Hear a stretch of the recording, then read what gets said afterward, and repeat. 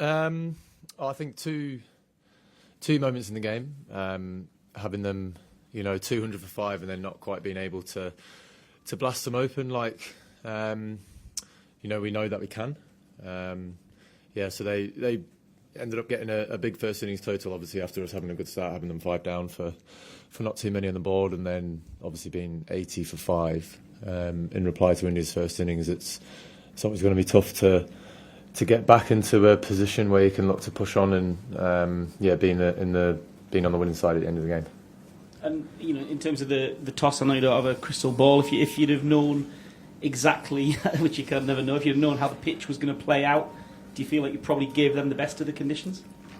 I think if we were able to,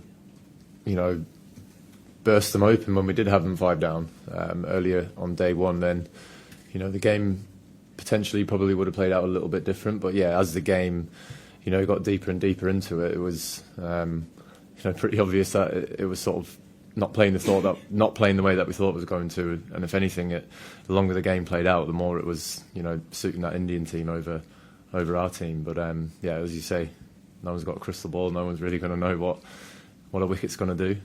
But yeah, look, having them 200 for 5, we were happy there.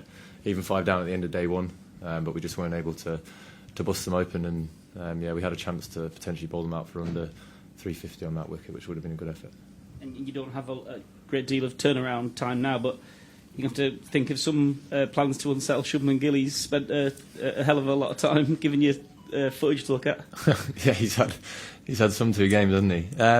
Look, again, it's one of those things where early on we've got plans on attacking the stumps and trying to bring in the LBW, and there a couple of times early on where he's just managed to get a little inside nick on those, and those are the kind of things that happens when players in form. But yeah, look, he was played amazingly well at Headingley first innings, but these 2 innings he played here were, especially in that first innings, you've got to give your opposition and credit when it's due. And yeah, for him to bang out as many runs as he has done in this game has been pretty special for him.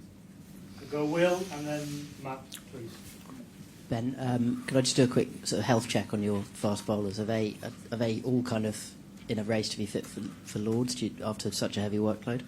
Yeah, absolutely good as gold. I think the efforts that we sort of all put in as a bowling unit there, especially the big quicks, was he throws them the ball in any situation and they keep charging in, running in. But it's no secret that we have spent some time in the field and bowled some overs in the first 2 games, and we'll have to see how everyone pulls up over the next 2 days. But obviously, with it being a quick turnaround, then there probably will be a decision we have to make, considering given how everyone does pull up after this game. Are Bryden's toes looking a bit problematic again? What, sorry? Are Bryden's toes looking a bit problematic again? Just to be clear, there's absolutely nothing wrong with Bryden's toes. It's his boots. Right. He keeps blowing through his boots. That's why he keeps nipping off and having to get new pairs on. So there's nothing wrong with Bryden's toes. And can we expect to see Jofra at Lords? Again, it'll be a decision that we have to make, seeing how everyone pulls up.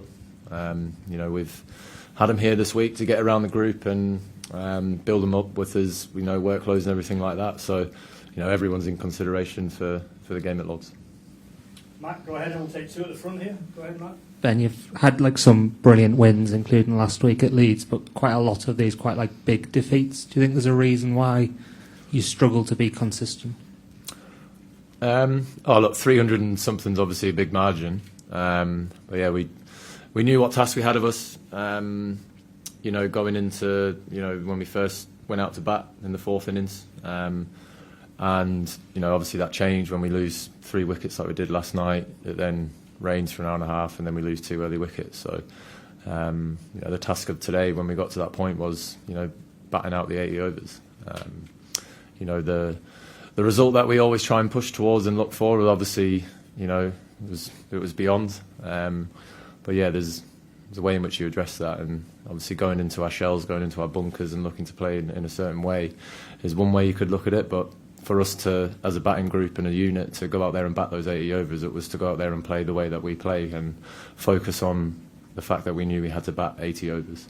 But yeah, 300 and something's obviously a big deficit. But yeah, India pushed to get 600 for some obvious reasons, I think.